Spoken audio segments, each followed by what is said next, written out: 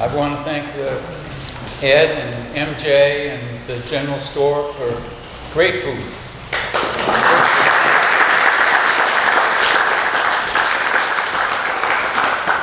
You know, we could stop right here, I suppose. It would still be a success, right? Yeah. And I want to recognize the fact that what you represent is a great number of different organizations within the town. And a lot of the time, you represent organizations that aren't often funded for some of the things that you have on your wish list. And the collaboration between the organizations that you represent really makes a difference, because that's what made it possible for CPA to get passed. And as Stuart has told us, it's unusual, in recent history anyway, for towns to vote the 3%, which Berlin did, and as a result, we've been the beneficiary of a significant amount of funding over the last couple of years.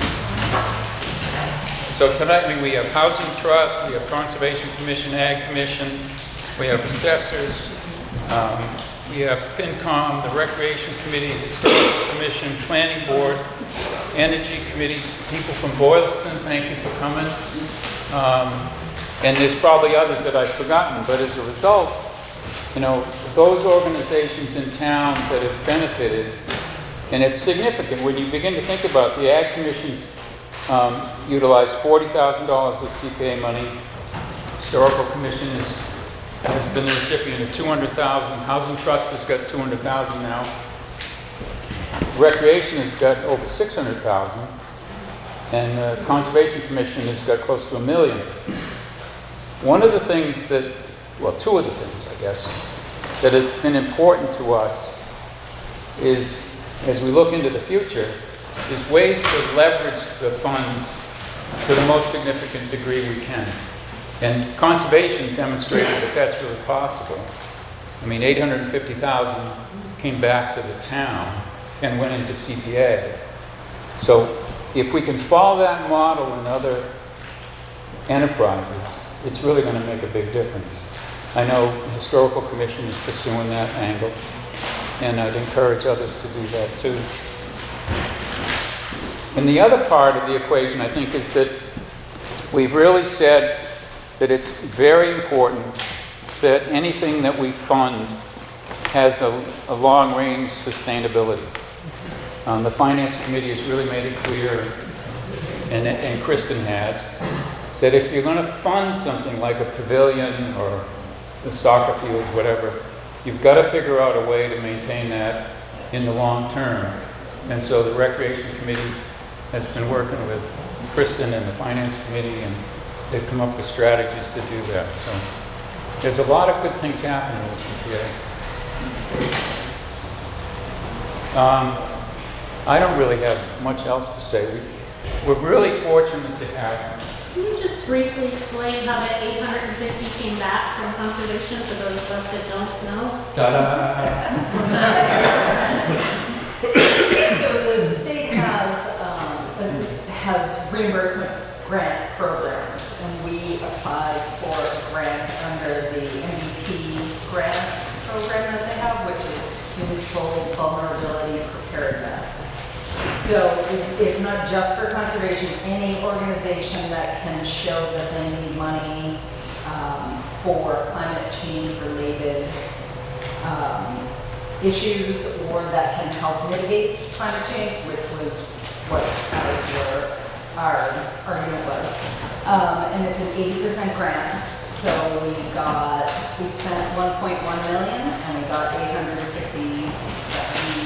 362 back, and it went back into CPA. So yeah. Thank you. So, I mean, I've been advertising as often as I can. It's really great to see a town report with CPA-supported activity on the front cover, and hopefully we can continue to do that for years to come. Because, I mean, a lot of us remember when the Lions Club helped support the original tennis and basketball courts way, way back. And as they deteriorated, it was unfortunate. But when you drive by now, even though South Street isn't totally accessible all the time, you do see so much activity. And, you know, the rec department really did a great job moving that project forward. We've been lucky, as we were in our infancy as a CPA program, to have access to Stuart, who is the executive director of the Community Preservation Coalition. Sometimes I want to say collaborative. And the great thing is that you call and either Stuart or Chase answers or gets back to your email really quick. We've had great success getting a lot of support from them, and you know, we're really pleased to be able to have them help us.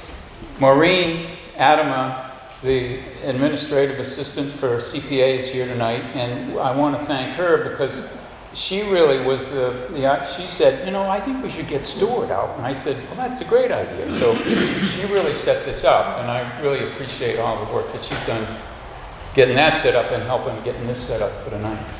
So I'll let Stuart introduce himself, and Great. you're on. All right. Thank you, Tim. It's a pleasure to be here.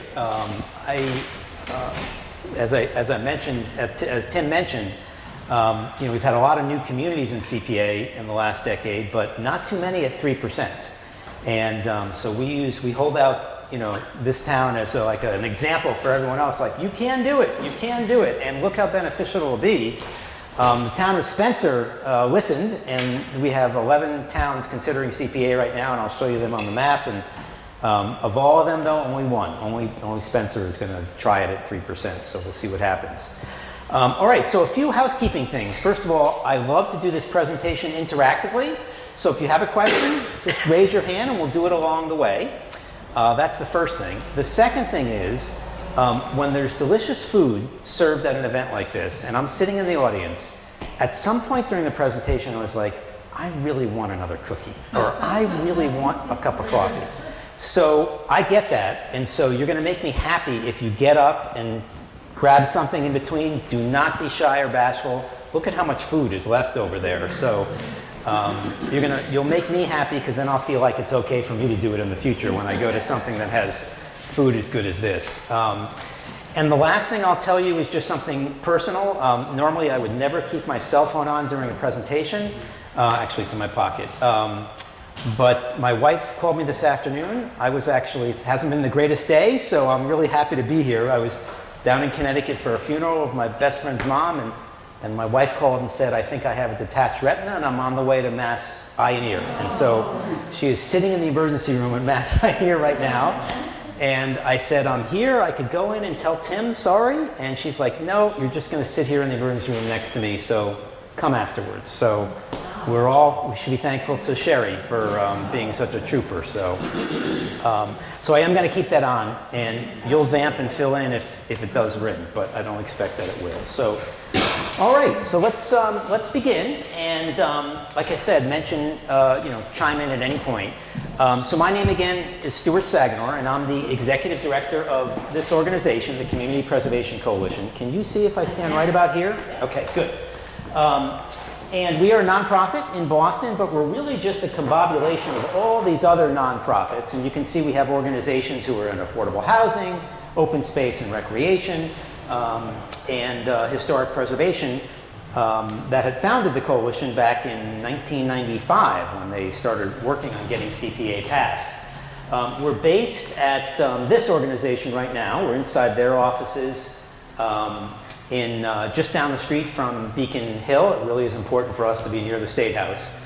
And TPL is at 6 Beacon Street. I think the State House is at like 32 Beacon Street or something like that. So we're very close, and grateful for them for being our landlord.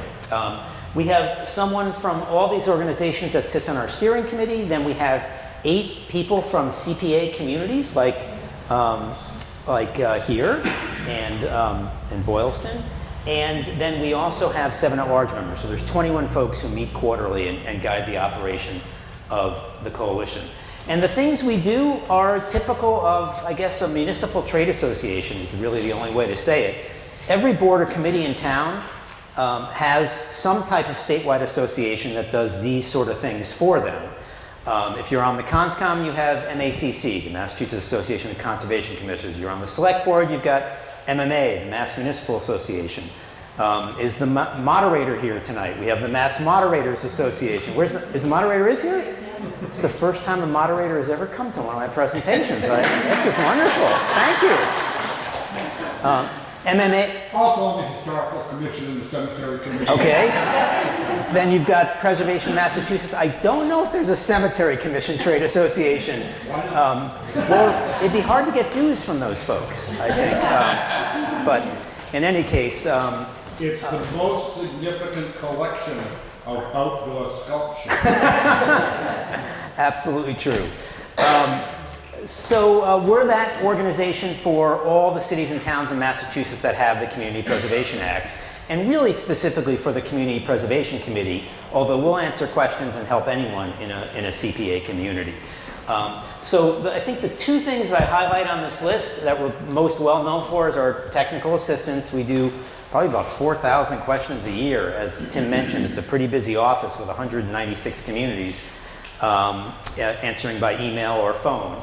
And then the other thing is the work we do on Beacon Hill that I mentioned. You can find other places probably to get your answer on CPA. But the one thing you're not going to do is get in the car, drive to Boston, and go advocate for more money for the CPA program for your town.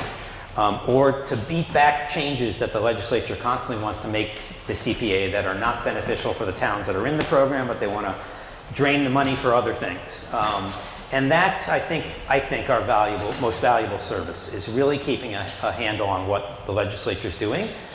Sometimes they're doing great stuff, other times they're not doing such great stuff. And organizations like ours are the ones that really spend a lot of time educating them on what's good for CPA and what might not be good for CPA. That is Chase, by the way, our Associate Director and Communications Person.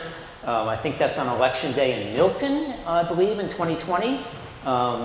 So you can tell it's during the pandemic, right? And that's his wife, and they were holding signs in Milton. That was an important election for us because we had 2 steering committee members, including our chair, who lived in Milton, and it was very embarrassing for them that they couldn't have CPA in their own community. Chase said, I got to go hold signs there and help out Tom. The way we support ourselves primarily is through the dues that CPA communities voluntarily pay to us. We're grateful to have 99.9% of all the communities in the state that are willing to join us and support us and believe in what we're doing. So thank you very much as a member of the coalition. One last piece of bookkeeping. These little items that we down in the corner, we call those bookmarks.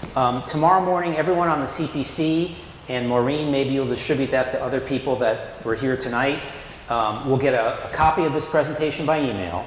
And then these book links link to places on our website that have more information on the page that you're looking at. So we'll send that tomorrow, and then Maureen has a copy for anyone who's from other committees that you want to see a copy of the presentation.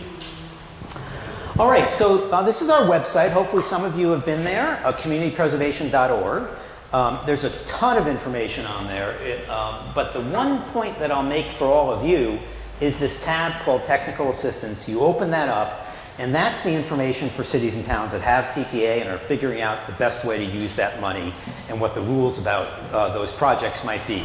So it opens up this big menu, and there are literally hundreds of articles. It looks neat and tidy here, but you start clicking through, and what you're looking for, you'll probably find, because I don't know if we've ever taken anything off this website. We just keep building it and adding over the 24 years that we've been around.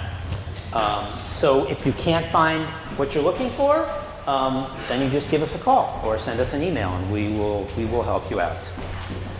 All right, so let's start kind of like a 40,000 foot level overview on CPA, and then we'll dig down to some of the things you're doing here locally.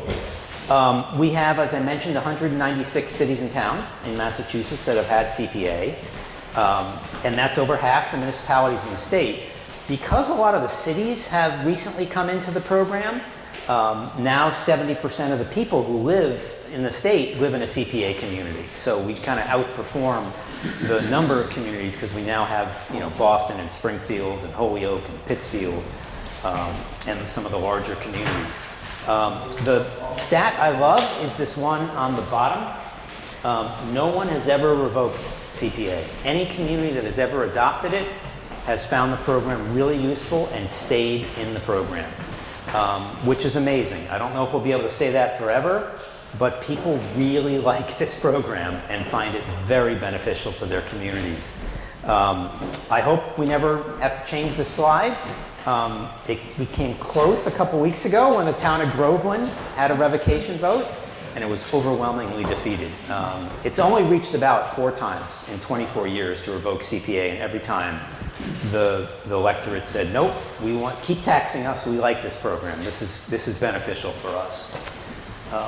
Any way you look at CPA, whether you look at that, you know, number of communities or you look at it in visual form in a map, it's just been a huge success. And if you think about this for a second, what's amazing about this map is at some point, every single person or every person who voted in a community in green, the towns are in green, the cities are in yellow, all of them stepped into the voting booth and voted themselves a voluntary tax increase. I mean, think about that. 196 times, the majority of the voters went in and said, yes, we're going to tax ourselves by 0.5% more, 1%, 1.5%, 3% more, and voted themselves a voluntary tax increase. I don't think anyone imagined that this program would be a quarter of the success that it was. I think people thought maybe a few suburban communities that were really threatened with development,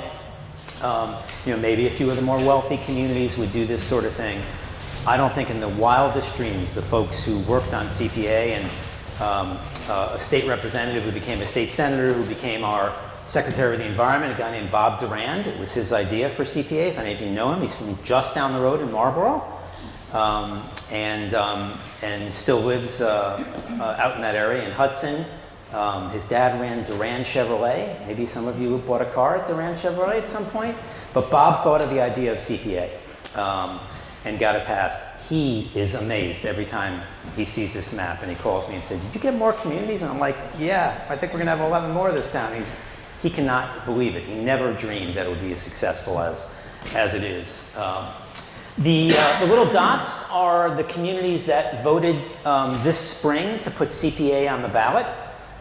So we've had actually 7 votes so far, because last night Swampscott put it on, and we didn't get a chance to put a little dot up on the North Shore there where Swampscott is. Let me see if I can do this for you. That's Sheffield, Rutland, that's Spencer, Sherborne, Winchester, and Halifax. Those are the 6, and now the 7th being Swampscott. And there are, I think, 4 more to go in the next few weeks, town meetings. And it's a 2-step process. Town meeting, and then the state election. So these will all be on the ballot. All these communities will be on the ballot in November, which is great news, but it's also not so great news because we all share the trust fund, right? So we're going to spend some time talking about that tonight. So here's the statistics for what CPA has done. And the one I think that is most surprising is that top number. CPA has added up in just 24 years to $3.5 billion. Between the local money that's raised and the state matching money, which is closing in on $1 billion from state matching money, which is an incredible success story in such a short period of time. This is the statistics from each of the categories. They tell a great story in every category, and we don't see really one category favored money-wise over the other. The amounts of projects and data is different. But when you roll up the money statewide, it's pretty darn even among all the 4 categories. Housing is number 1, but not by much. Recreation is the hottest category of CPA right now because of some changes that were made about a decade ago that make it easier to use recreation money for CPA. Historic preservation has the most projects, but they tend to be smaller. So each category really does very well on its own. And that's part of the magic of CPA is that, we don't see one category thrown under the bus for another category very often, which is terrific. And I think that's a testimony to how the legislature set it up, where people from all over town meet on this committee, representing all different interests. And when you sit at a table with someone once a month for a couple of years, it's hard not to get excited about what they're doing and to not want to collaborate and think of CPA holistically of what's best for the town, not what's best for my park, because I'm a park advocate, or not what's best for my historic building like this one, because I'm on the Historic Society. You start thinking of CPA as a whole and what's best for the town, and you help each other out with their different projects, and that is, to me, the magic of CPA, and why I think the legislature was brilliant in how they constructed the committee. All right, so let's continue to talk about the money, because it's no accident that it's early on in my presentation, because everyone asks about the money, right? That's what makes the world go around. So there are three main revenue sources for CPA, and really the first two are by far and large the largest amount. You have what we call your local surcharge revenue. So that's your 3% surcharge on top of your property tax bill, less exemptions. And that brings in the most money for each community. And then we have the annual trust fund distribution, which we'll talk about more in a second. So those are the two main funding sources. Boylston has a 1% surcharge, right? And you have 3%. We have about 70 some odd communities that have 3%. Most of them from 2000 to 2007, really. When it was just a different era and a little bit easier to get that kind of buy-in from your voters. The other thing is that the money earns interest while it's sitting unspent in the CPA account. CPA does not have its own checking account, at town hall somewhere. The money's mingled with the free cash of the town, but the town has to track how much of the interest is attributable to CPA and pay that into the fund every summer. Occasionally I will get to a community and they find out that no one knows that and the money has not been paid over. So it's a good thing to check. If you check something called your CP2 form, which is filled out in the fall by your town officials after they close the books on the summer, and just check that interest line and make sure that you're getting credit for your interest. It never added up to a ton because we've had low interest rates for so long, but it's adding up now for communities that have a balance going on their fund, and most communities do have a balance. So that should be paid into your fund every year and becomes a revenue source. Stuart, can I ask a question? Yes. If a town or a community votes in the 1% and they later, if they find it successful, do another vote to raise it to 3%? Absolutely. That's one of the benefits of CPA. And conversely, you can lower your surcharge at any time as well. And we've had probably about even number of communities that have raised and lowered their surcharge. It's probably about a dozen communities either way. A dozen have raised it, a dozen have lowered it. Obviously, if you're at 3%, there's nowhere to go, right? So Boylston could do something to go higher if they wanted to. We just had two communities last year raise it to 3%, Duxbury and I'm blanking on the other one. You can also revoke it at any time, but you have to have CPA for 5 years before you can revoke it. But you can raise or lower your surcharge at any time. And I think that's a benefit for the program. Like, maybe you need a new high school and you have a big override coming up for the high school and you want to relieve the burden a little bit on the taxpayers and go down to 1% so you can make sure that high school gets funded. Or you have a big, field project coming up and you want to raise more money from your CPA surcharge to make sure that gets built, and so you raise your surcharge. So yeah, great question. And we have a list of those towns on our website in our data bank. You can click on it and all the towns and their vote and the date they did it, the vote totals, everything is right there. So great question. All right, so let's dig into the trust fund a bit. And this is a true trust fund. And it does not come, by and large, from the state budget. It is an off-budget item. And it is a terrific funding source. Any other constituency would love to have a funding source like our trust fund because it's funded by a fee collected at the state's registry of deeds across the state. So, and they created this fee just for CPA. And when you go to a registry and you file a document, whether it be a deed, a mortgage, an articles of trust, do we have the CONSCOM person here tonight? The orders of conditions that are filed with the registry. Thank you very much. Ka-ching, ka-ching. Everyone goes into the trust fund. Any piece of paper filed at the registry, with a few exceptions, it has a fee, and there's a chart at the window when you pay it. Most of that fee goes to the state's general fund, but $50 of every document, $25 for municipal lien certificates for some reason, goes to the CPA trust fund. And like I said, it's a true trust fund. The money goes from the window at the registry to an account at the Department of Revenue, and the only thing legally that can be done with that money is paid out as a match to the 196 CPA communities every November 15th. Sometimes the legislature does try to change the law and grab that money for other things. Governor Romney made the biggest raid on the trust fund back in 2005, I think, when the balance had built up a lot, and he wanted to transfer the money to the Help for Women and Children's Abuse budget, which was under pressure. Great program, but that's not what CPA is for. And so that's kind of when we jump into action and ask everyone's help to, educate the legislature on proper places to send this money. So we've never had an issue with that since, but we're always on the lookout for it, and people are always talking about it. That fee, when CPA was first passed, was $20 a document, and municipal lien certificates were $10. And that was great in the beginning. Everyone got 100% match for the first 6 years.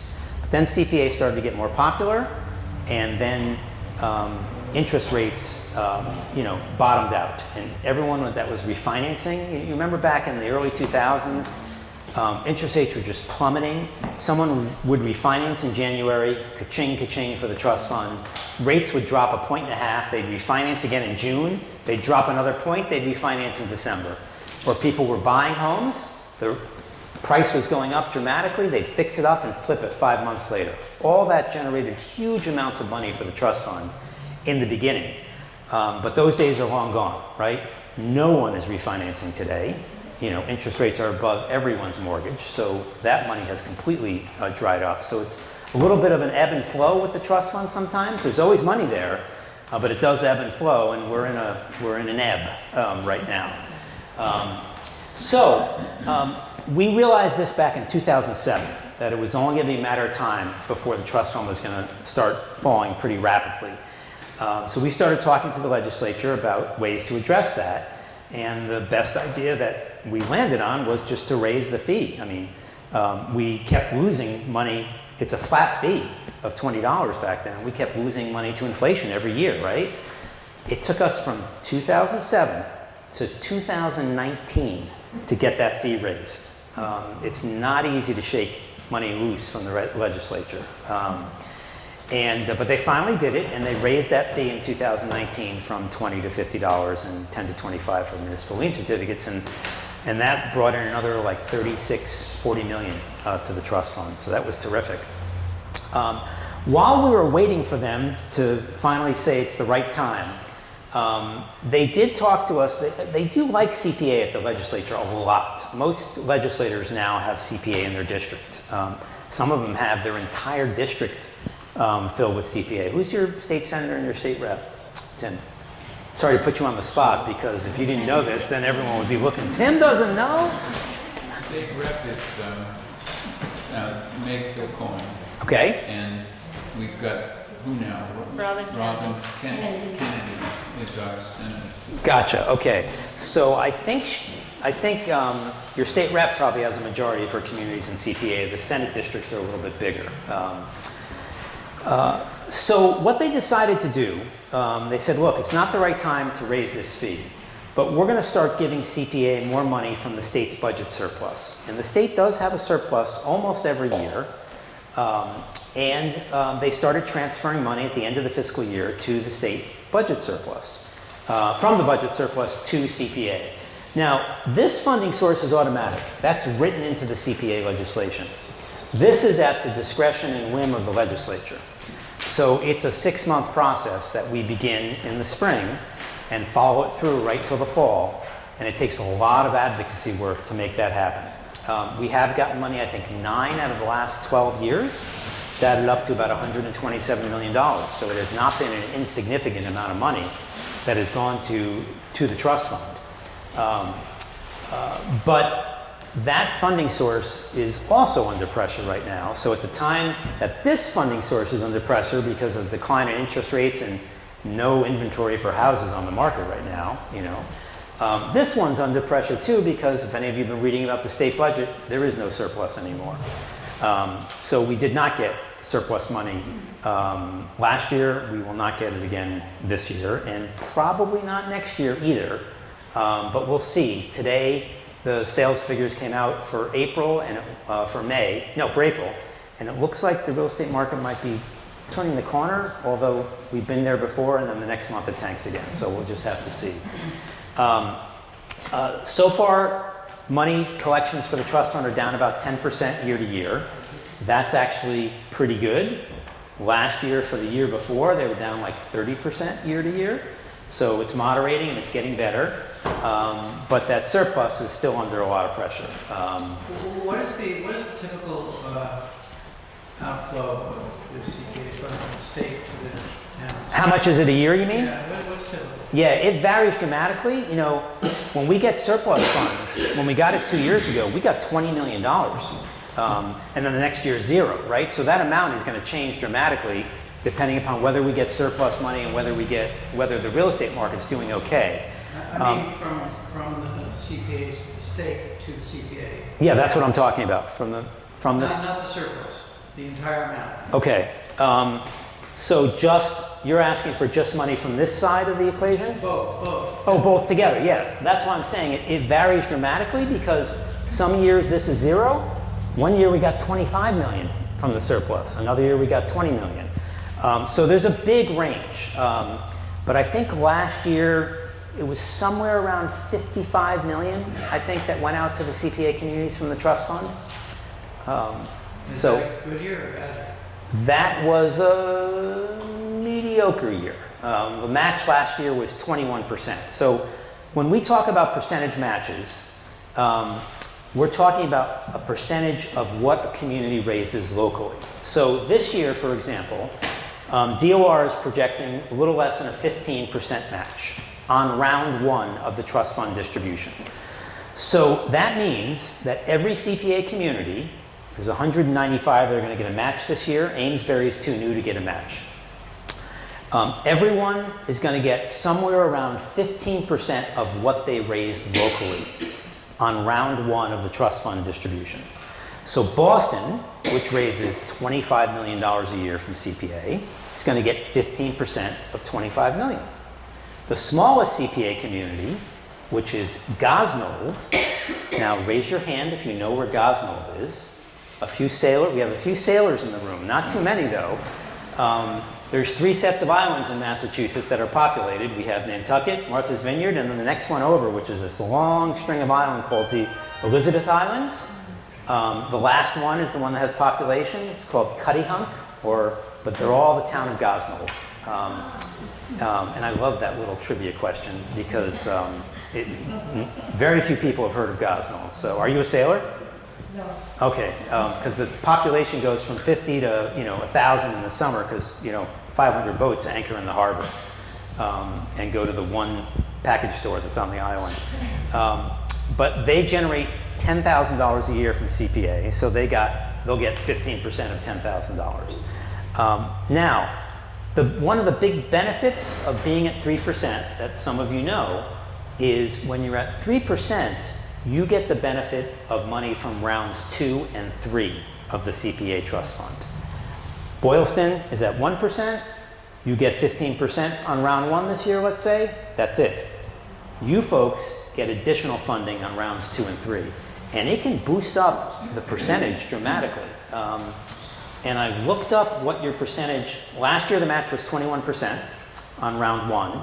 That's why I said it was kind of a mediocre year. But and I looked up what you got, and I've forgotten because it's been a little bit of a trying day. I think it was well over 50%, wasn't it? Do you remember? 79. 79. Yeah, I knew it was high. And the two preceding years were 99 and 100. Yeah, wow.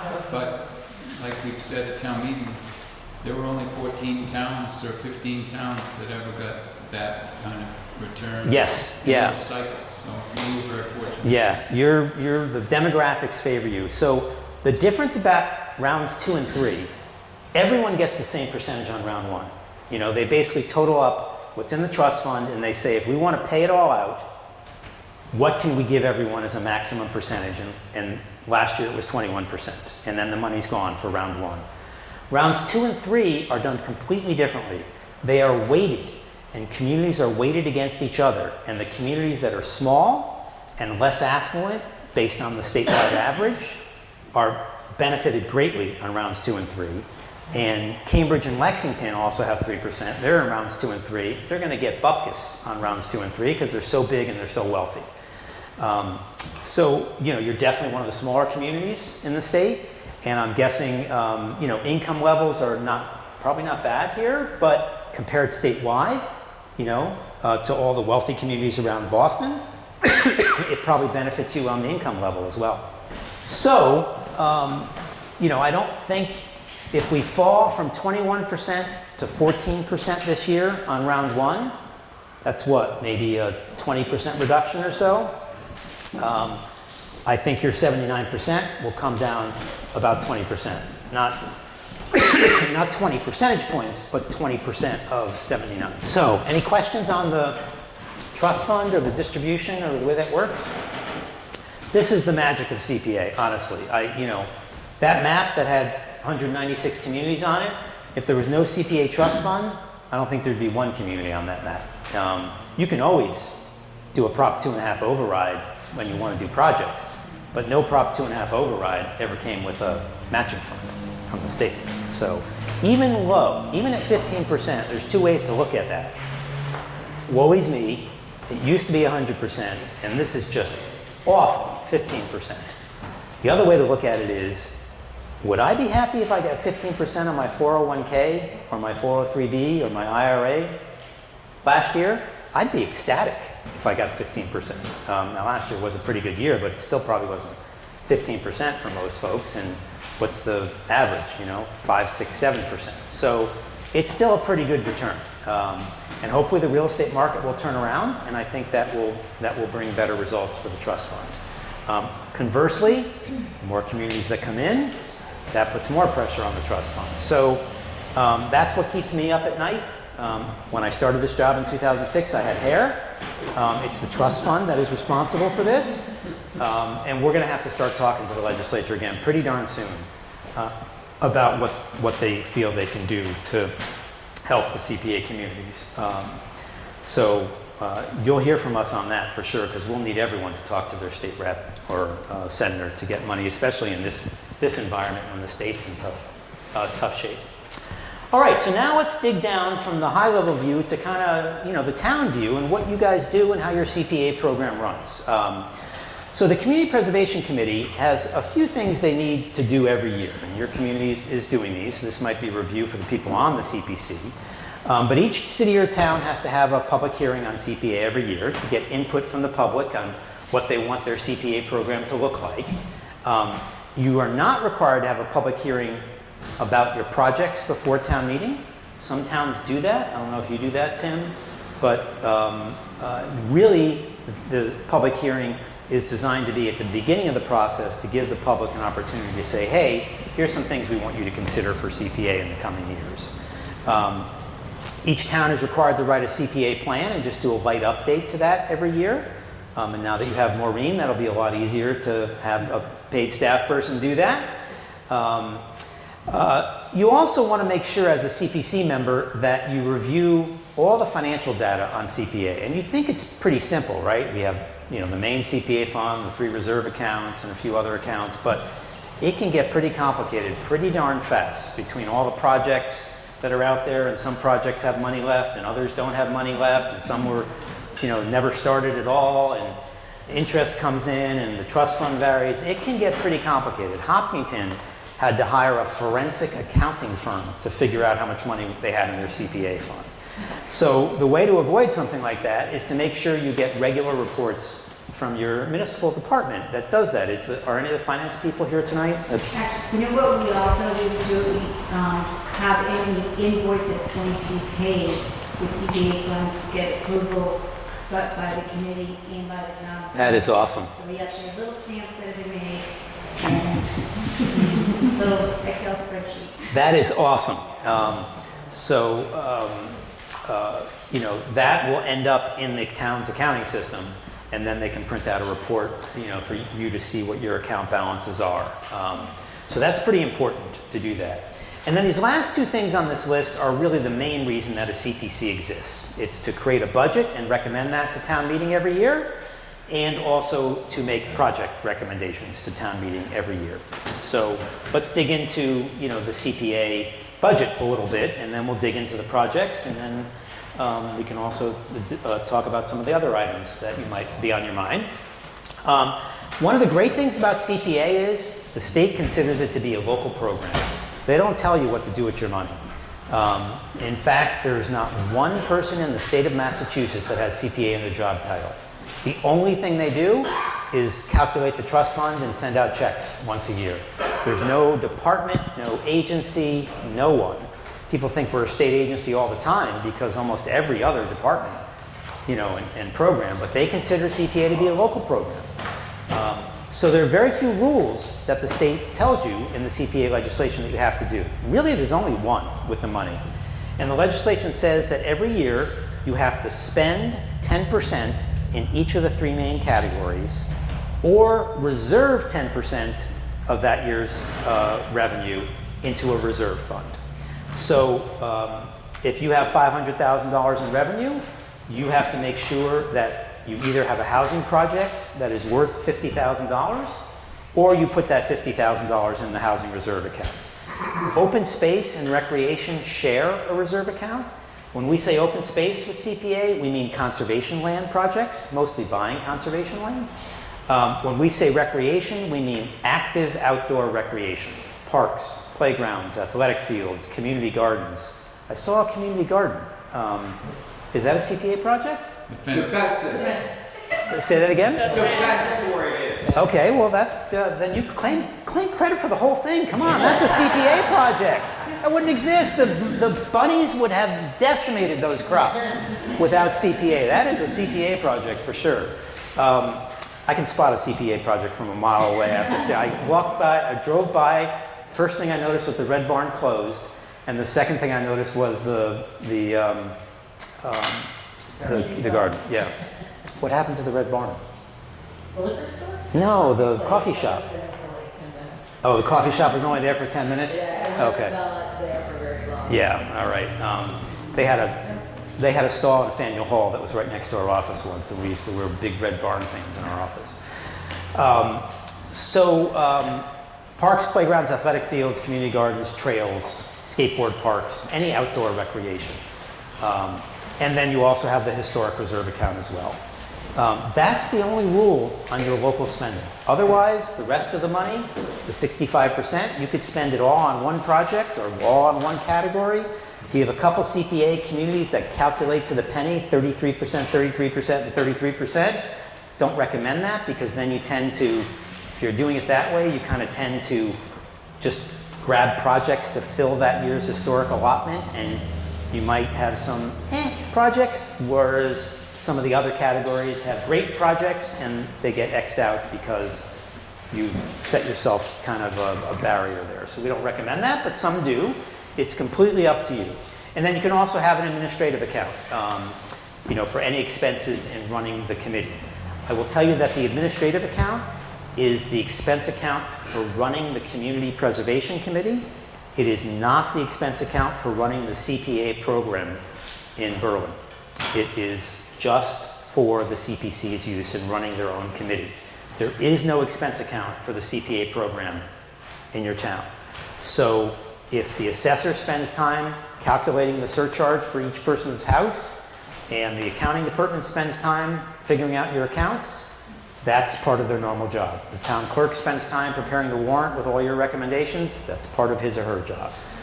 There is no CPA spending account for the town. There's only an account for the CPC committee in running their committee, because you don't want that to be a burden on the town and have to have the expenses of running the committee come out of general fund revenues.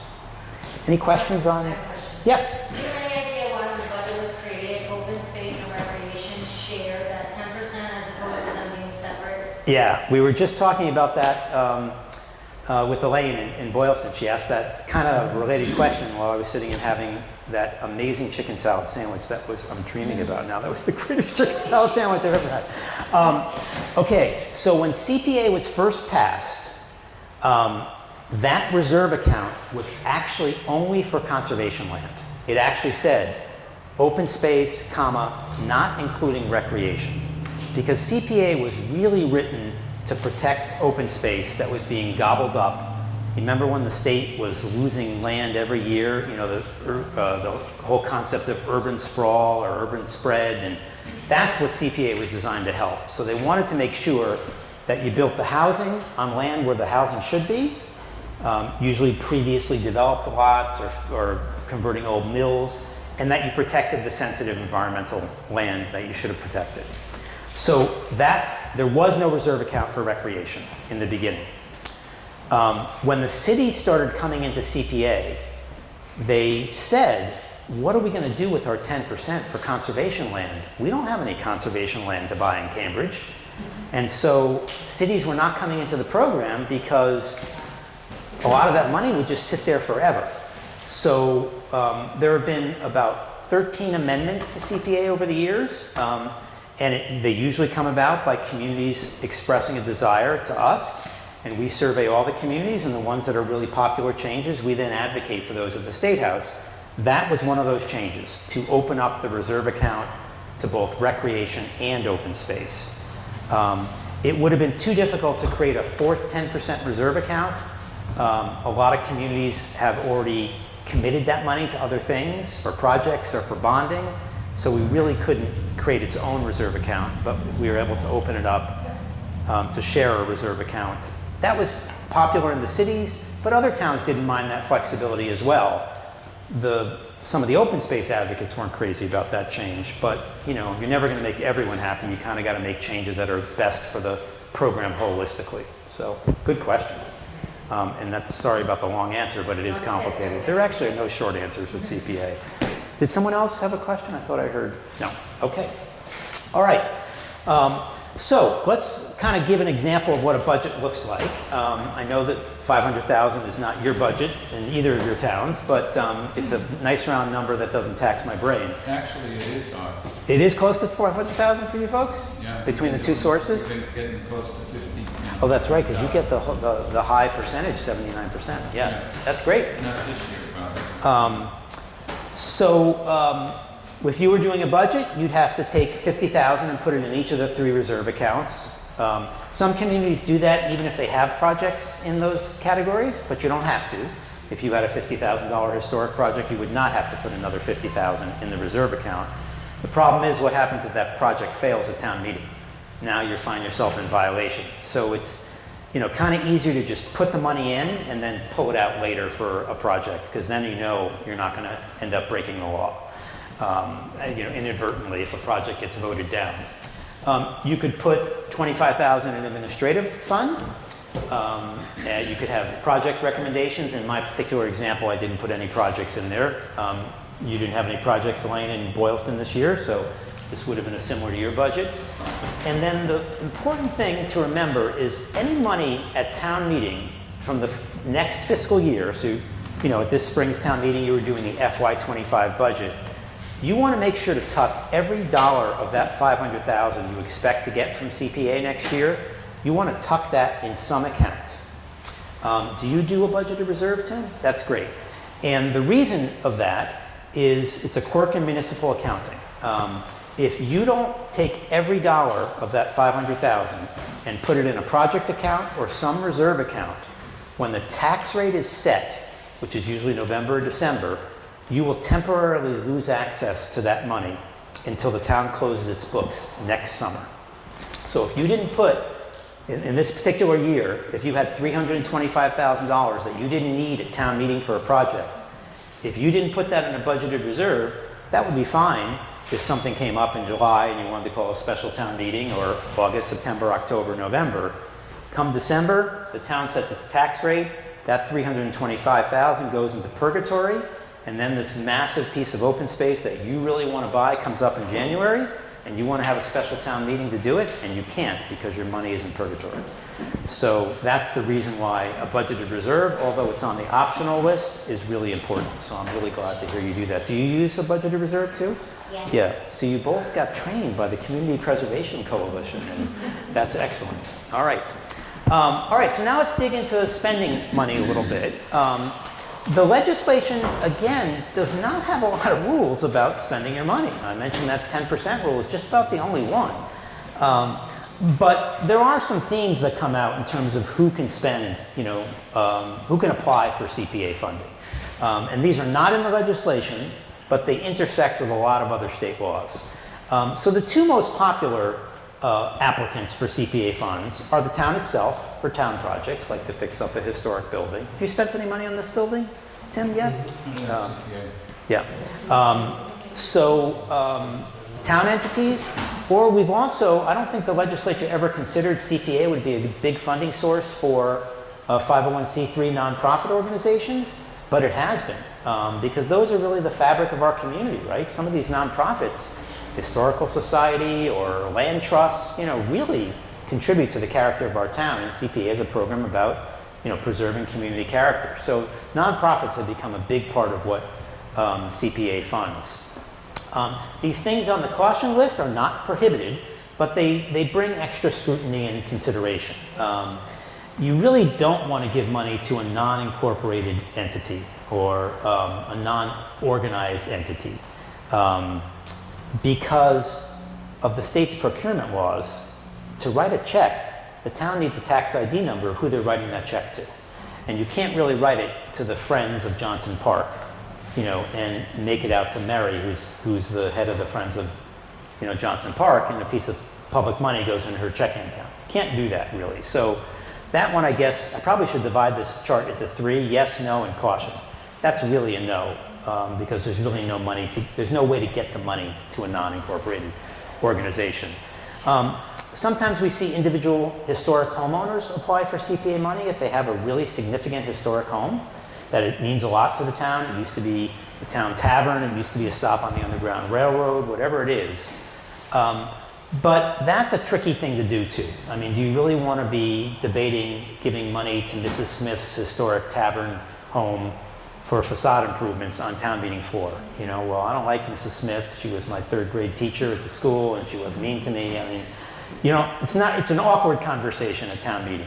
We do have some of the larger cities and towns that have programs for historic homes, but they're big cities like Cambridge and Springfield and Lowell, and they have professional departments, and the CPA money just allocates a pot of money to that program, and then they handle the grant applications and sifting through financial data and doing deed restrictions and all those sort of things. I haven't seen really a small community have success with something like that.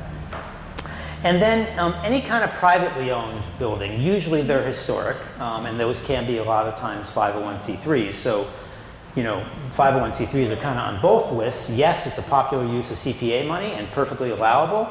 But there's a right and wrong way to do that. When you're giving public money to a private organization, you need to have extra scrutiny on that. And so those are really the three categories of things that are cautious. The reason you need extra scrutiny on those projects is not because of CPA, but it's something called the Anti-Aid Amendment. Anyone ever heard of that before? Very rare that people have heard of that, but it's huge. And it is not a law, it's an amendment to our state's constitution from 1853. And what it says, if you read it literally, is no public money can be given to private organizations. That's what it says literally.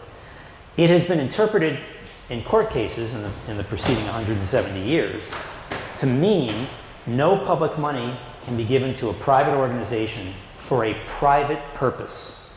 But you can give public money to a private organization to fulfill a public purpose or goal. So our town meeting in my town, I live in Boxford up on the North Shore, not Boxborough.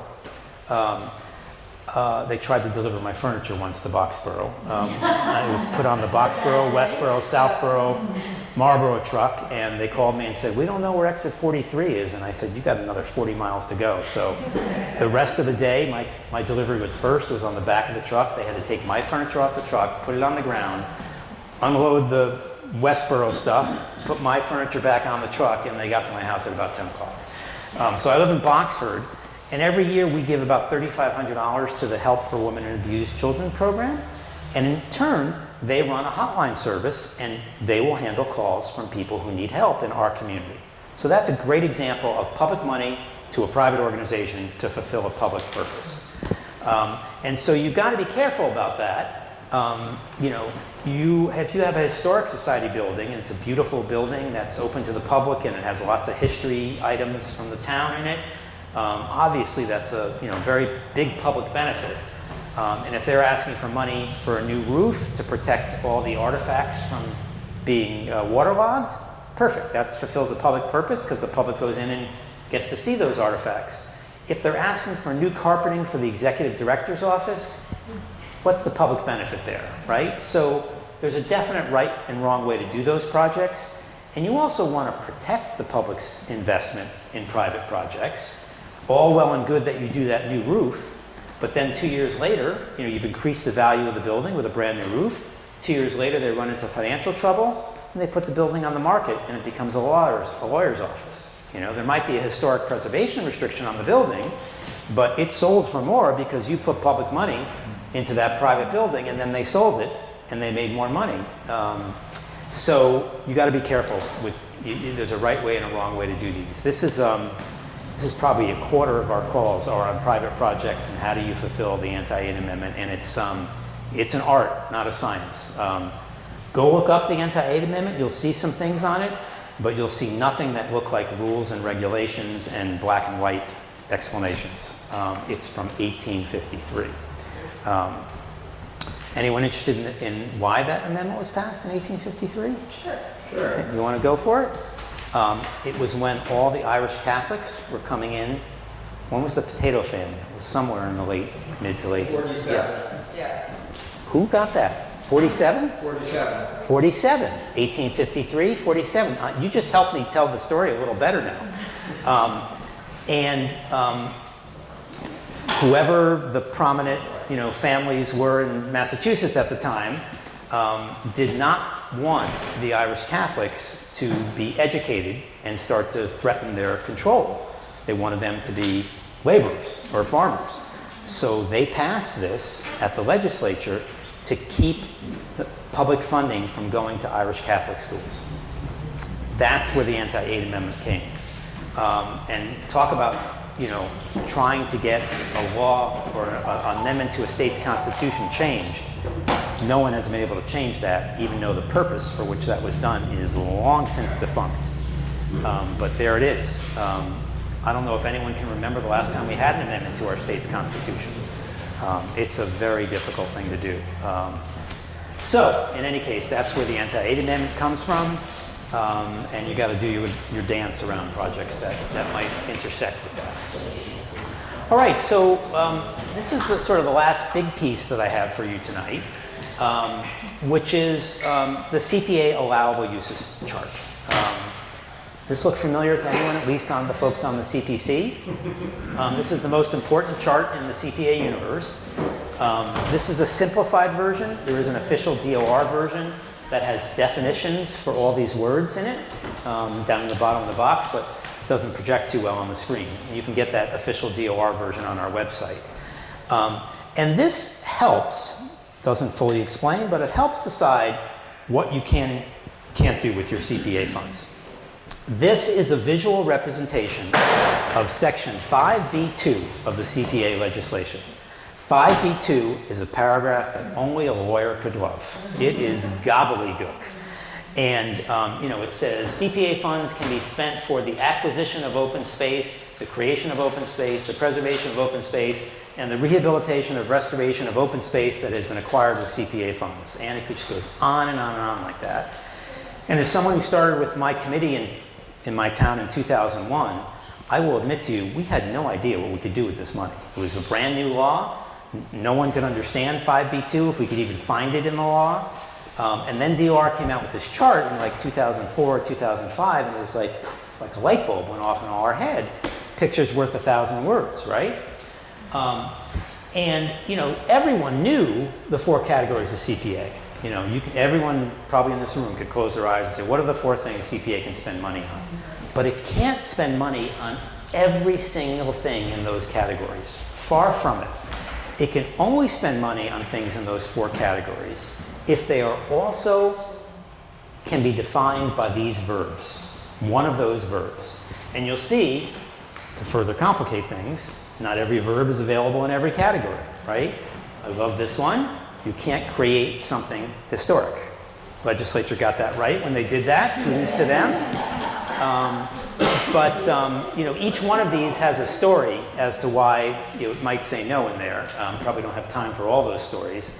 But that one is pretty obvious, the creation and no. So the way to really determine whether a project is allowable or not is you have to dig into the budget. And that's why it's so important when you get a CPA application, if it doesn't have a budget, and it's not going to be perfect because it's way before the project happens, it's an estimate, hasn't been bid yet, that's okay. But you need to get an estimate of the line items, not just the project. This park is going to cost $50,000. No, this park is going to cost $50,000. $20,000 is going to be for excavation work. You know, $10,000 is going to be for buying the backstop and the clay. You know, $5,000 is going to be for contractor general conditions. You need a budget with line items. And the way to really determine whether it's useful, whether it's legal or not with CPA, is to go line item by line item in that budget and find a box on this chart that can justify that expense. Because you might get to a project like that park, and it's great. You can do the digging, the fencing, the backstops, but then they want bats and balls and gloves, and you can't buy equipment like that. There's a definition in CPA of capital improvement. It has to be stuff affixed to the ground, permanent. It's not for what they call FF&E, furniture, fixtures, and equipment. You see a budget for this building. They want to rehab town hall, $1 million, top to bottom rehab. You go line item by line item, and you find they want to buy new furniture. You know, there's $50,000 for new furniture. Furniture is not affixed to the building. It's the historic structure that you can spend CPA money on. So that's why it's important to get a budget. I tell CPCs all the time, if an application comes in, and this is why you want to have your deadline very early. Elaine was just talking about they move their deadline up in the fall, so they leave themselves plenty of time, because you really should have enough time to hand the application back to the applicant and say, you didn't include a budget. We cannot consider this until you include a budget. So you need time to go back and forth and work through that. So a budget is critical, and that's the way you would use the chart to determine it. Yes? Have you seen any problems with scanning ancient documents and that being construed as creating historic documents? Digitizing? Yeah. Yeah, it's a big issue. CPA is not a perfect law. No law is perfect, and it needs tweaks. That's why we've had 13 amendments. That's going to be the subject of an upcoming tweak, because we do have some communities, we do get the call sometimes, we want to digitize these historic documents because we're shorter storage space, and we want to digitize them and throw them away. Well, that is not historic preservation. And according to DOR, and we agree with them, digitizing does nothing to preserve or rehabilitate the actual document. So with documents, what you really are paying for with CPA is deacidifying the piece of paper, stitching the rips on it, cleaning the film that's destroying it, encasing it in Mylar to protect it, physical work to the documents. Digitizing, in most cases, is not doing anything to help preserve that document. And CPA is about preservation, rehabilitation, acquisition, and creation of hard assets in these 4 categories. So, great question. Town clerks do not like to hear that because they all have great historic documents, and they're usually given very little money by town meeting to help preserve those documents. But CPA can help, but with actual preservation work, not with digitizing. There is a lot of other money available for digitizing. There's a free program at the Boston Public Library that actually has money for the entire state, not just Boston, for digitization. So, good question. All right, so let's give an example of how you use this chart, okay? So let's say we have a project where the Board of Selectmen is applying for CPA funds to fix up a historic building in town. Let's say it's this building. They need to do some exterior facade repairs because it's all rotting on the outside. And the boiler last winter kicked off 14 times and the pipes almost froze because it's just 40 years old and it's reached its end of its life. And if it happens again this winter, the pipes could freeze and create a leak. So that they apply for these two projects. So the first thing you're going to do is determine, and I picked the historic category because it's the most complicated category for allowable uses. The first thing you have to do is determine, is this building a historic resource according to the definition in CPA? And this is the definition of a historic resource in Section 2 of CPA. Every state law, by the way, has a definitions section. In CPA, it's Section 2. I'd encourage all of you to read the whole law. Just don't do it late at night. But if you're going to read anything, read Section 2. The definitions in any state law are where the rubber meets the road. And this is the definition of a historic resource. You can only spend CPA money in the historic category on a building, structure, vessel, real property, document, or artifact. It has to be one of those 6 things, or it's not eligible for CPA funding. If it is one of those 6 things, furthermore, it has to be either on the State Register of Historic Places, or the local historic commission has to have a little hearing, not an official public hearing, but it has to have it on the docket at one of their meetings. They have to hear the history of this building and take a vote to declare it significant in the history, culture, architecture, or archaeology of Berlin. I said that right, Tim? Okay. I had to ask Tim the proper pronunciation before this meeting. Well, fair, and correct me if I'm wrong. I want everyone to shout out Berlin when I say Berlin in the future. This building, is it a building structure? Well, stop right there. It's a building, right? Probably not on the state register, but it would be a pro forma vote for your historic commission to declare this building significant. It's clearly a spectacular building. It is on the... It is designated. Right, and if something's on the National Register, that means it's automatically on the state register. So that's great. All right, so far so good. The asset is eligible for CPA spending. Now you go to the chart and you look at the budget in that project and you figure out what verbs work. So are you going to be acquiring this building? No, you already own it. Are you going to be preserving it, protecting it from injury, harm, or destruction? That might apply to the boiler, right? To preserve the building and keep the pipes from freezing. But probably both of those things actually fit best in the rehabilitation box. That's bringing the building back to its former glory, rehabilitating it so it's more functional for its intended use as a town hall. So these expenses, assuming you go through the budget and they all work, are probably in this box right here, which says yes. And now you know you have an eligible project. Yes? I had a question about the rehabilitation. Yeah. So, stating the example of the boiler, does the boiler have to be historically relevant, or can it be a modern piece of... Definitely modern piece of equipment. CPA in a historic building can be used to bring anything in the building up to modern codes. Electrical, HVAC, lighting, handicapped accessibility, anything that is needed to bring the building up to modern code. The yin and the yang of that is when bringing it up to the modern code ruins a historic feature of the building. Then you have to figure out what to do, because One of the other rules about CPA, did we put this in, no, we didn't, because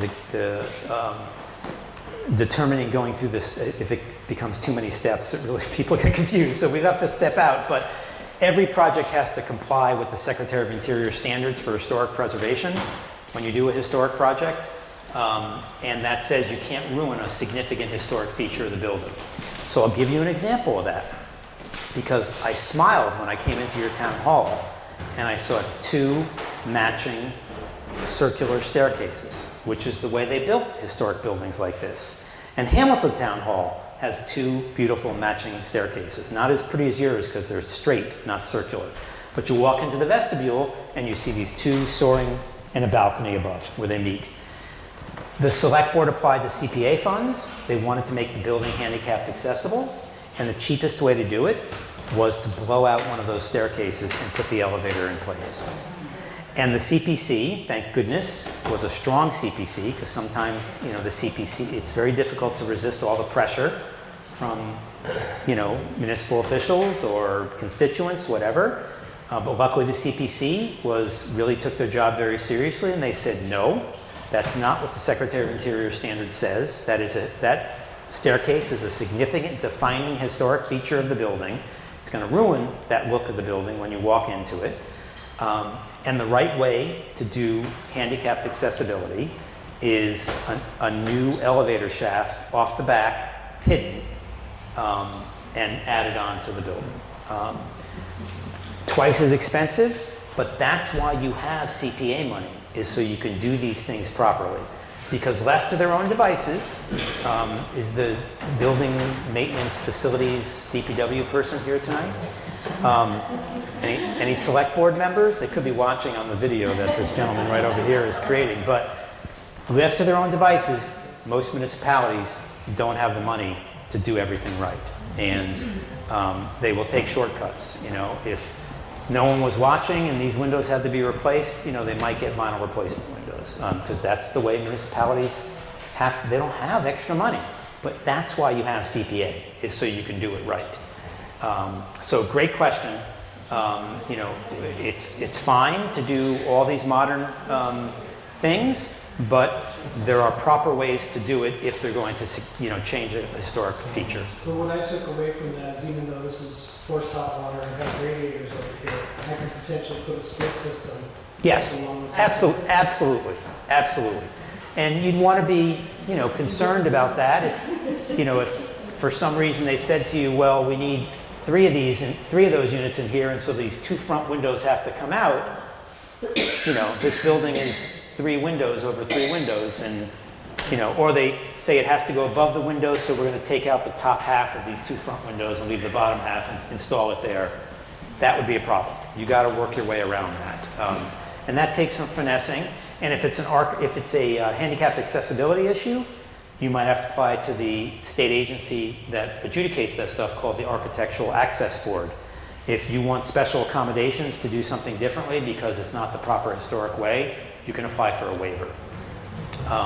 We did our historic Grange Hall, and we had these beautiful wood, you might have them here, beautiful wood carved banisters. And then the other side, on one side, no, they were on the side with the wall, so there was no way to really do anything on the other side. And so the contractor wanted to take out the wooden banisters and put the proper height, because they weren't at the proper height. And what they decided to do was put them over the top and keep the historic banisters there. So you can't use them, it looks a little funky, but you do look up the stairs and it does add to see that beautiful carved wood going all the way up. Marred a little bit by the steel, just like you have on your staircase here, but so you sometimes have to finesse those issues. All right, so we found the box, that's good. Now the last step is, sometimes people think that because step 1 and 2 said the project was legal, now the CPC has to recommend it and it goes to town meeting. That is absolutely not the case. If it was that way, then you wouldn't need a CPC. The law would have been written that town council should review all applications, and if they are legal, write the warrant article for town meeting. You wouldn't need a CPC. the whole idea of having a CPC is to make these projects better. And you'll often have more applications than you have money. You have a CPA plan. Maybe your CPA plan says there's another historic building in town that's used more and is more important and in worse shape. And so you get an application on this building and nothing from that building. You're like, well, we're going to save our money because next year they're going to need a new roof there and it's leaking. So you want to make sure that the project, the CPC determines, does it fit the plan? You, like I said, might receive a lot more applications than you have money. You got to make a decision. What's the priorities for the town?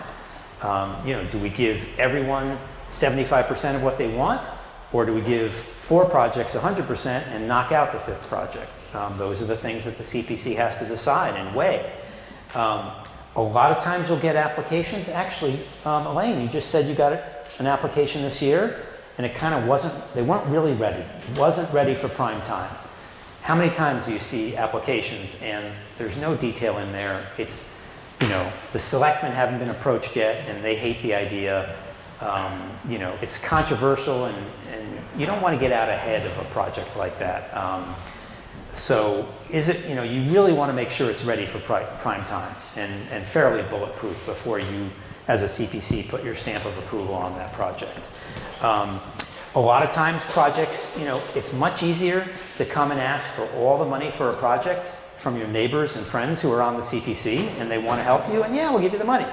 Well, money's hard to come by. It's easier to get CPA money in a lot of cases than any other type of money. It's hard to run bake sales and raise the money that way. But a lot of CPCs want to see some skin in the game from the applicants. If it's a town application, they want to see the town, ponying up some money too from the general fund. If it's a private organization, they want to see some fundraising. It doesn't have to be a lot, but you want to look at that in the application. So there's a lot of factors, and the CPC's job, you do not have to rubber stamp what has been presented. A lot of times CPCs make it better. They raise the budget. They say, well, gee, if we're going to do that, we might as well do this. So it is not just a yes or no rubber stamp because it's legal or we can't change anything about this application. That's the job of the CPC, is to make these applications even better and make them fit the plan. All right, so now let's do one more project that's not eligible for funding. Let's say you get an application from the Historical Society. Do you have a Historical Society in town? Yeah. Or maybe it's the Historic Commission, either one. And it's for $20,000. They would like to do an oral history of World War II veterans. There are only 9 left in town, and they want to capture their stories before there are none left in town. And they want to hire a professional video production company, interview these folks, edit it together in a half-hour TV show, put it on the local cable channel. Would you play a show like that? Right? Absolutely. Use it in the 3rd grade curriculum and put copies at the library. Okay? Great project. So let's go to the chart. The money's going to go primarily to the video production company for the editing and taping of these folks and the duplication. Is that project, are you acquiring a historic resource? Are you acquiring, meaning buying, a building, structure, vessel, real property, document, or artifact? Nope. Are you preserving? And the definition of preserve is to protect from injury, harm, or destruction. Are you preserving a building, structure, vessel, real property, document, or artifact? Nope. And you're not rehabilitating one either. That project is not eligible for CPA funding. So if you can't find a box on this chart, it's not eligible. And you want to make sure you find the best box, right? So we have something around the office that we call verb shopping. And that's where you look at the box that really truly describes the project, and you don't like what it says in that box because it's in red. And you go looking for another verb that might work. The popular one is right here. The legislature wanted to make sure that CPA funding in the housing category was spent on the Commonwealth's biggest problem, which is building new units of affordable housing. We don't have enough housing in Massachusetts, period, market rate or affordable.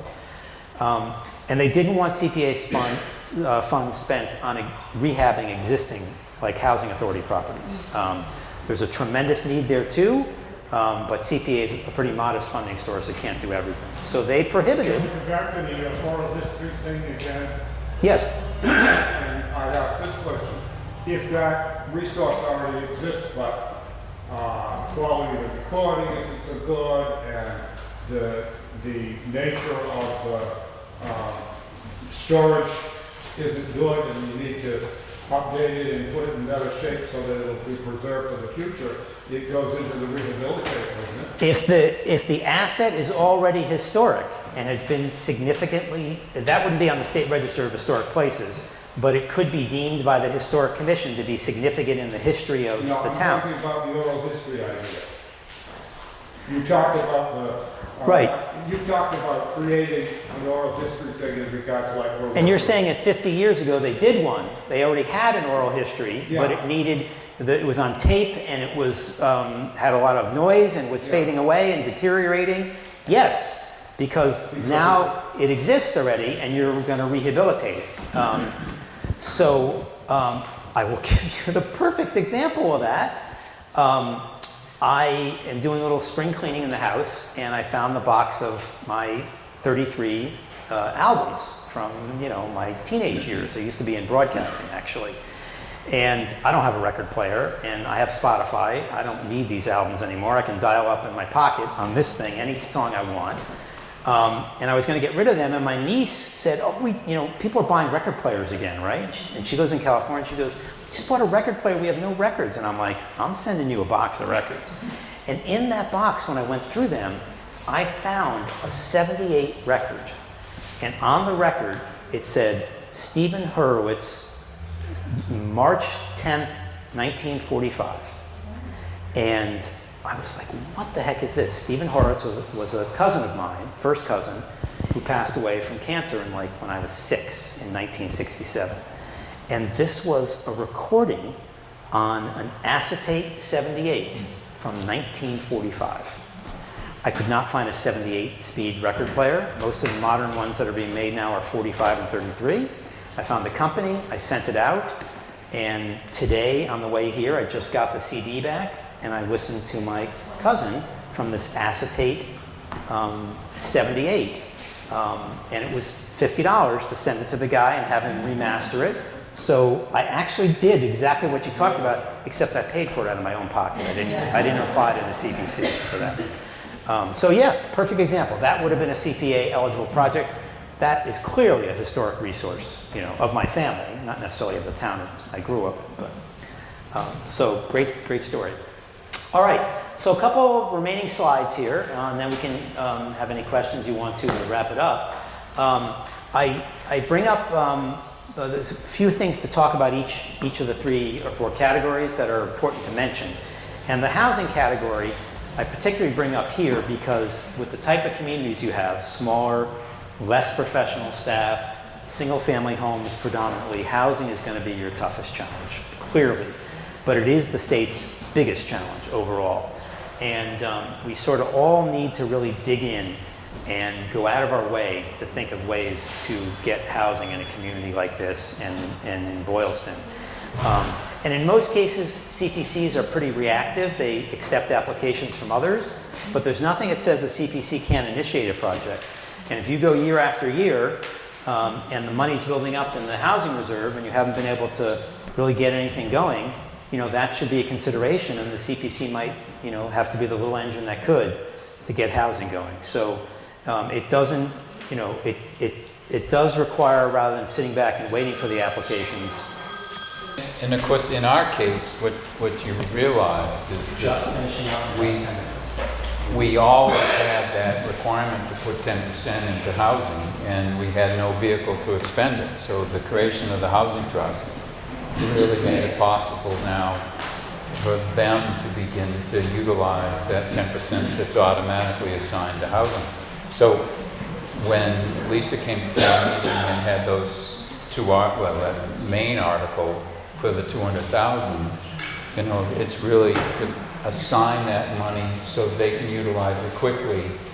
One of the things that Stuart said to us early on was, because we used Hudson as an example, we said in the case of Hudson, they just automatically give 10% to their housing trust and they have no idea what it's going to be utilized for. And he said that it's really not as transparent as he thought CPA ought to be. And what we said to the Housing Trust was, can you come up with some ideas about ways in which you utilize the money? And they came up with two really good ideas. First-time home buyer assistance and some assistance with, for instance, Habitat if they were going to work with us. So that's why they put that article on the warrant, and it utilized that money that's been accumulating and assigned to specifically housing and wasn't going to be utilized otherwise. So we really feel good about having the Housing Trust in place now. The two other categories I want to talk about real quick is buying open space. I know a lot of your communities have high degrees of protected land already, so this might not be a huge piece that you do. But CPA requires that whenever you buy land or a restriction on land, it has to be permanent.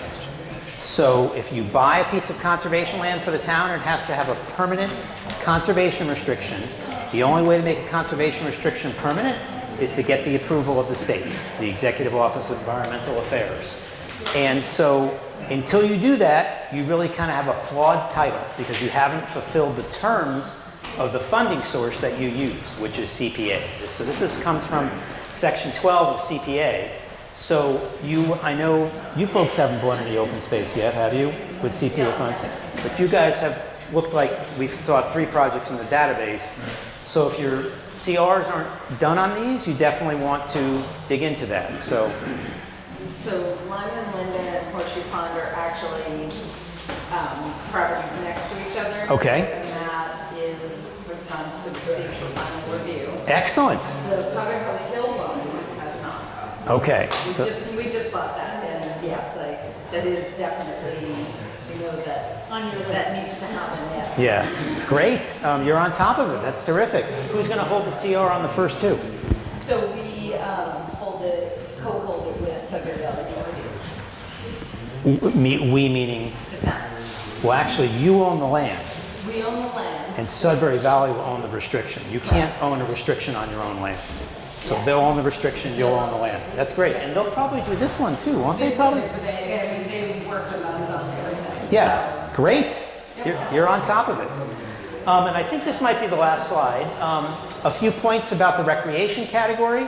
It is for outdoor recreation only. It actually says no stadiums, gymnasiums, or similar structures. It's stadium. The only thing that might rise to the level of a stadium in a small town is the high school football field. It's got big press box and big stands or whatever. But usually you don't have stadiums. But it's not for anything indoor.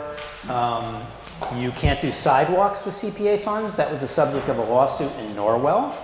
And that's what we found out. And Norwell found out the hard way that you can't do sidewalks with CPA funds.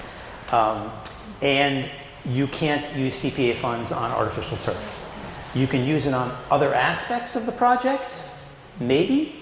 You can use other funding to build artificial turf on CPA acquired land if it's recreation land, not these conservation properties.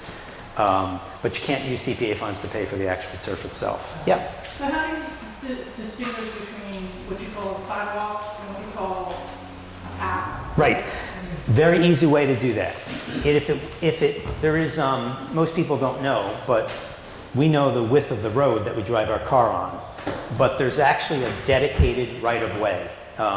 In towns like ours, mine, yours, stone wall to stone wall, usually is what they call, is usually the town property, and then people own on the other side of the town hall, private ownership. So if it's in the dedicated right-of-way, that is a transportation asset. The sidewalk is actually, it's to get from point A to point B.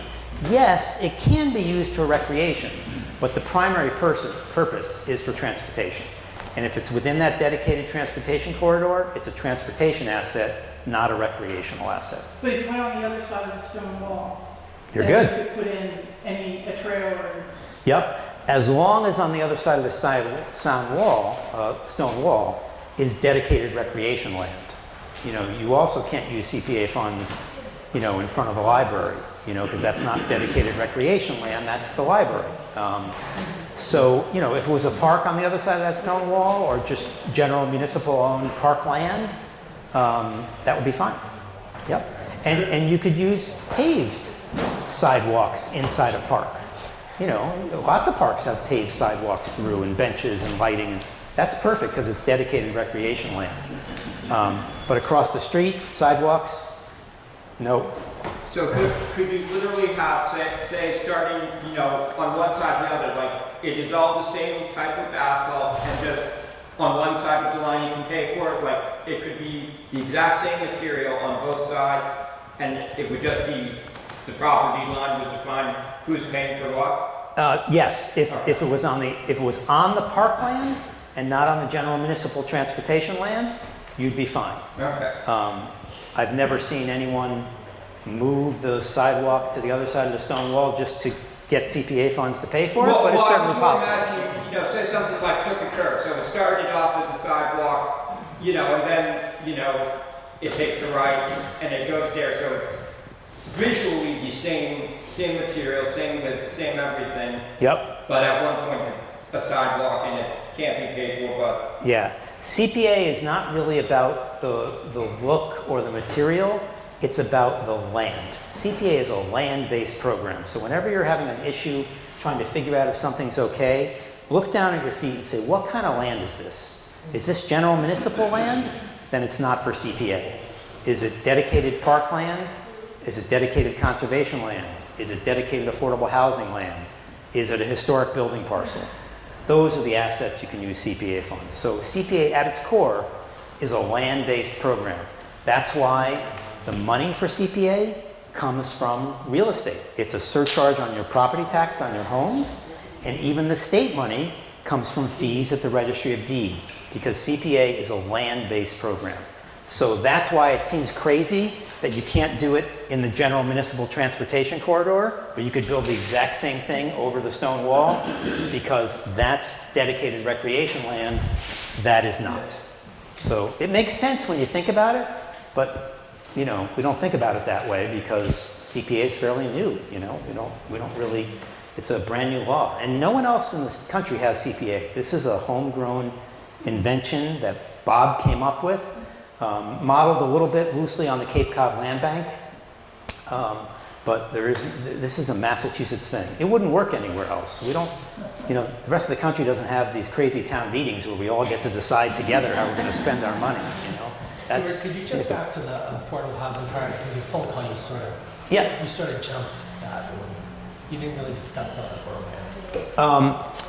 Yeah, I think I was, that's when she called, but I think I was pretty much at the end. I guess the last point that I was in the middle of making, I think, thank you, was that a lot of CPA is a little bit reactive. You're waiting for the Parks Department to walk in with a parks application. You're waiting for the selectmen to walk in with an application for your historic building that's under their control. Housing, you could be waiting a long time before someone walks in the door of a smaller, more rural community, resource challenged. Do you have a town planner? No. We don't have a town planner? Yes, Oh, we do. You're the Tim. Oh, that's Tim.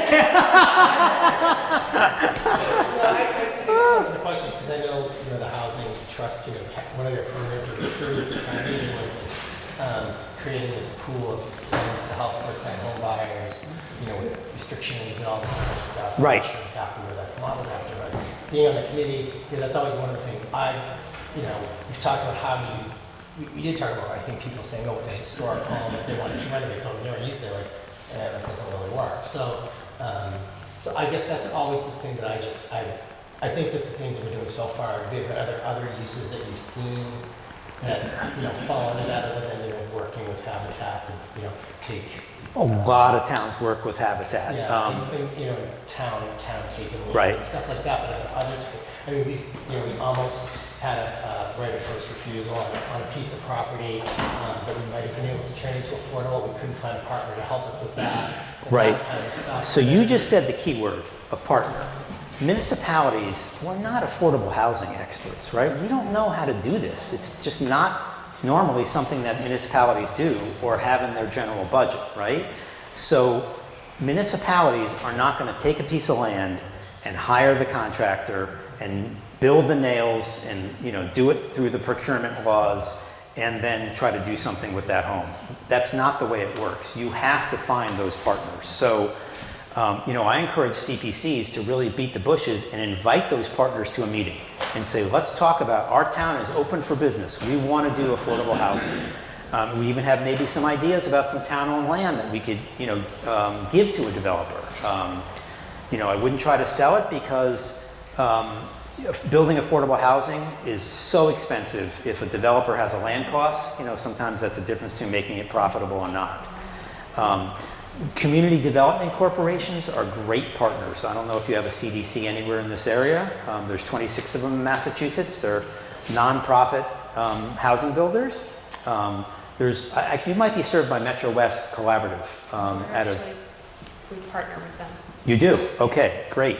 Habitat chapters, we've probably had 50 communities do habitat projects. But it's hard. They're regular commercial. There's nothing wrong with regular commercial developers, and there's nothing wrong with supporting regular commercial developers if they're putting deed restrictions on their units. Anything to avoid that you've seen, like, in that area? Anything to avoid? You don't want to do it and then find out, oops, should have done that. Yeah, no, not really. That's actually a good question. Yeah. So what happens if you find out that you approved a project and it's done and paid for, and then you're like, oh, Stuart just told us we Right. probably shouldn't have used CPA money for that. Okay, so it's the same answer to that question if it was something from your general budget, right? There is something called a 10 taxpayer lawsuit, and that is the remedy for any municipal expenditure that is inappropriate, including a CPA municipal expenditure. But the time that 10 taxpayers, all it takes is 10 taxpayers putting their name on a piece of paper and submitting it as a suit, but it has to be done between the time town meeting authorizes the money and the time that the money is spent. So towns cannot be sued for a bad road project from 10 years before. If any of you hit a pothole and ruin your tire and you try to get the town to say this was not paved properly 6 years ago, they're going to send it back to you and say you have no right, we have no right on projects that are already completed. So, or else people would be suing towns all the time for every project going back to 1900. So really, most of these things are filtered out before, and CPA is a pretty public process. It requires a CPC vetting and putting a stamp of approval on it. Then it goes to the select board to put it on the warrant, and usually town council looks at it, and then town meeting usually can ferret out stuff that's not kosher. So it's not, we don't see too much of that, but there have been a few. There was an artificial turf lawsuit. There was the famous church lawsuit in Acton on historic churches, which is didn't really get resolved by the SGC fully, I don't think. It's a little bit of a mess. We had the sidewalk lawsuit. We had another church lawsuit in Oak Bluffs. I mean, there's been a few, but it's not that common because of the good checks and balances we have with CPA. I think it'd be more if CPCs were allowed to spend money and do projects themselves, or town meeting without anyone really looking closely at the CPC, and that's why there's that nice checks and balances. But it's not a perfect world, I mean, there's a database on our website of every project that's ever been done. The state collects that data and we display it on our website. And, you get 16,000 of anything, there's going to be some bad apples in there. And there are some bad apples in that database. Did you star them so people know? I want to look and see if artificial turf will I want to do that so bad. I'll be honest. We were not a membership organization until 2007. We had a bunch of foundations that supplied all of our revenue that we needed to get our organization going. But no foundation will support you forever. They want you to generate your own revenue source. And no foundations want to give you money for general overhead, like the copier lease or your health insurance for employees. So in 2007, we kind of transitioned to become a membership organization. But, it did change the tenor of our organization a little bit, I'll be very honest with you. It gets a little sticky when communities aren't doing something quite right, but they're also a dues-paying member of our organization. They expect your support. yeah, it's something you have to finesse sometimes, and we try to do it through venues like this, education. You know, if we can tell everyone how it really should work from the beginning and how to really do these things right and good, usually good things come from that, but not always. But we are not the CPA police, you know, so. I think I was on that last slide, right? Yeah, that's it. That's all I have for you tonight, so.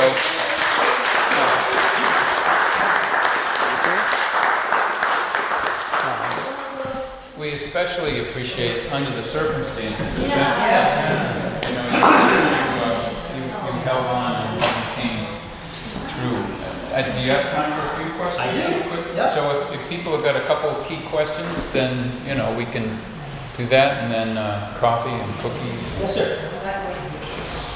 Just a brief quickie, to keep the starting boards from the goods back there. On your chart up there, you said you can't create in the historic category. Obviously, you can't create the buildings, but suppose you have the buildings, and you want to create an interpretive zone or historic district, so you're wanting to have way showing signs, you have other elements that direct you to the historic structures, is that all? Yeah, it is not. And this is an example of the verb shopping thing. Actually, we got interrupted, and I never finished the verb shopping explanation that I was making when I was talking about people end up in this box when the housing authority applies for money for new kitchens, and the building wasn't built with CPA funds. And they're like, oh, we can't do it, but maybe we could call it creation, or maybe we could call it support. So they go shopping for another verb that works. The project you described, wayfinding signs, those ground signs leading to historic buildings, declaring it a historic district and that sort of thing, that is clearly what this verb is all about. That is support of the historic category, but it is not acquisition, preservation, or rehabilitation of a historic resource that's on the state register. So, like I said, CPA is a terrific funding source, but it can't do everything in each of those categories. There had to be lines somewhere, and the CPA lines are pretty darn flexible and squishy. That project, I won't tell you what community, but they asked, can we do those, very historic community with a lot of museums and things, can we do those wayfinding signs? And we explained what we just explained. And they said, well, unless the ground signs are there to direct tourists to these museums, the museums won't have the admission revenue to run themselves. So we feel these ground signs are preservation of historic resources.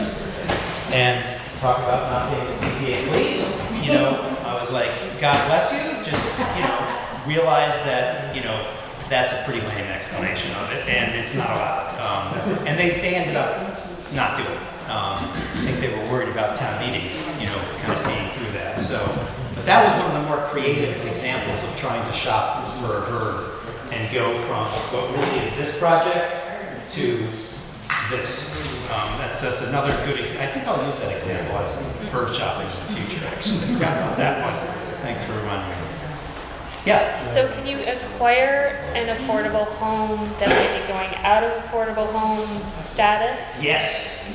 Rehab it and then send it over with the CPA funds? And so when you look for the budget of that project, there would be $310,000 to buy the home and $150,000 to bring it up to code and take out the lead paint and all that sort of thing. So an example of looking through a budget to finding the verb that qualifies, you would be using this box right here to acquire it, and then you would be using this box to rehabilitate it because you acquired it with CPA funds. Yeah, that's fine. You I could just also, wanted to make right. sure before we go Yep, down. absolutely, that's fine.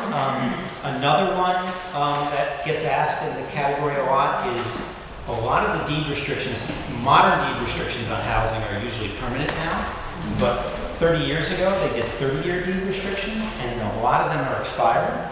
So in Massachusetts every year we have this tremendous affordability problem, yet we might create 20,000 new units in Massachusetts this year, we might lose 3,000 to expiring restrictions that become market rate after 30 years expires.